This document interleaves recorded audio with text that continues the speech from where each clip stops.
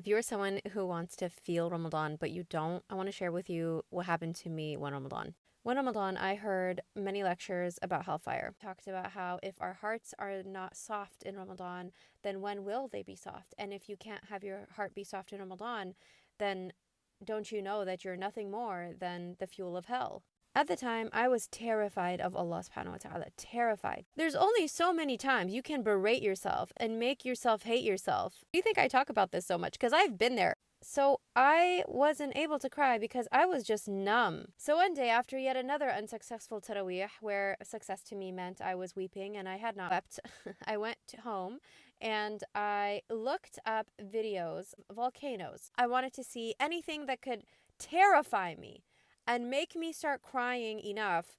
I couldn't make myself cry.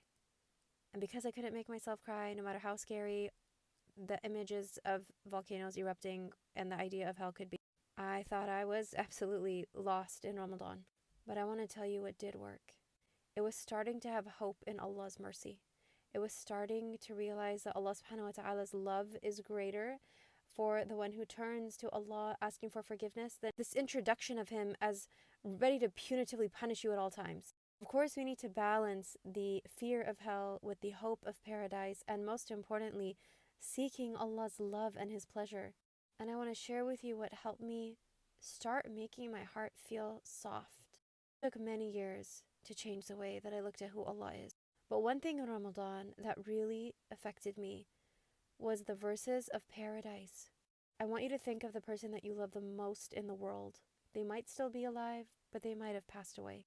And I want you to imagine that you have spent life possibly without them, and then you go to the grave, and then you go through the day of judgment, and now you are suddenly in paradise. All of a sudden, while you're just in shock at how beautiful everything is, someone comes up from behind you and very gently they cover your eyes with their hands. And then imagine like putting your hands on their hands and feeling their hands, feeling like you know those hands. And then you hear their voice and they call your name and you know that voice. It's the person who you've been missing for so long. It's the person that you can't live without.